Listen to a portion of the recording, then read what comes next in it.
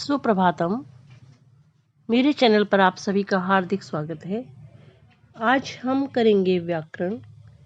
व्याकरण वह विद्या है जिसके द्वारा किसी भी भाषा को शुद्ध बोला, पढ़ा और लिखा जाता है। किसी भी भाषा के लिखने, पढ़ने और बोलने के लिए निश्चित नियम होते हैं। भाषा की शुद्धता और सुंदरता को बनाए रखने के लिए इन नियमों का पालन करना होता है और व्याकरण भाषा के अध्ययन का महत्वपूर्ण हिस्सा है। अव्यय, संधि, समास, अलंकार, छंद, कारक ये सभी व्याकरण के ही अंग हैं। आज हम करेंगे कारक। कारक पढ़ने से पहले हमें ये ज्ञान होना आवश्यक है कि कारक कहते किसे हैं। क्रिया को जो करता है अथवा क्रिया के साथ जिसका सीधा संबंध होता है वह कारक कहलाता है। क्रिया के साथ कारकों का साक्षात परंपरा से संबंध किस प्रकार होता है, यह समझाने के लिए मैं आपको अभी एक वाक्य बताऊंगी। उससे पहले मैं आपको कारक के चिन्ह बताती हूँ। कारक के चिन्ह होते हैं जो कि आप बचपन से भी याद करते आए हैं। कर्ता ने कर्म को करण से द्वारा संप्रदान के लिए अपादान से संबंध का के की अधिकरण में पेपर संबोधन हे अरे। इसमें संबंध को कारक नहीं माना जाता है पर उसमें षष्ठी विभक्ति होती है जिसका चिन्ह का के की। तो आइए हम उसे एक उदाहरण के द्वारा समझते हैं। मथुरा के राजा अपने हाथ से खजाने से भिक्षुक के लिए यमुना के तट पर धन देते हैं।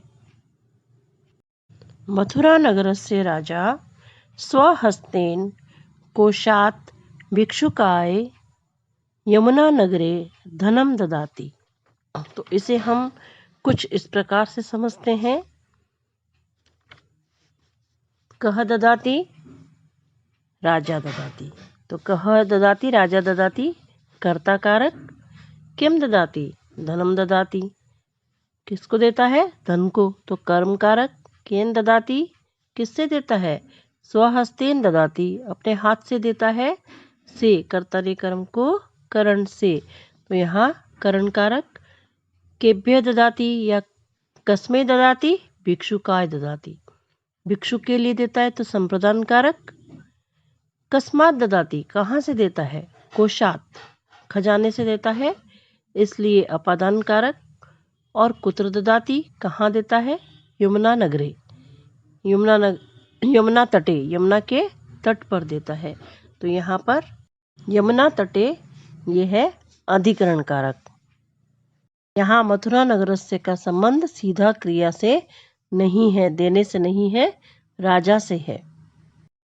कर्ता कारक का तो क्रिया से साक्षात संबंध होता है और अन्य कारकों का परंपरा से संबंध होता है, इसलिए ये सभी कारक कहे जाते हैं।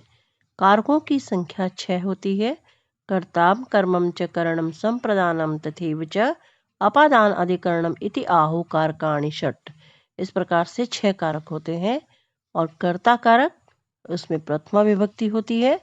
जो क्रिया करने में स्वतंत्र होता है वह कर्ता कहलाता है और कर्ता में प्रथमा विभक्ति होती है। जैसे रामः पठति, राम पढ़ता है, तो इसमें पढ़ने की क्रिया हो रही है और पढ़ने की क्रिया का संपादन करने वाला राम है, इसलिए इसमें प्रथमा विभक्ति होगी।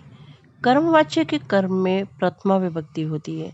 जब हम कर्तृवाच्य को कर्मवाच्य में परिवर्तित करते हैं, कर्मवाच्य में कर्म में प्रथमा विभक्ति होती है। जैसे मया ग्रंथः पठ्यते, मेरे द्वारा ग्रंथ पढ़ा जाता है।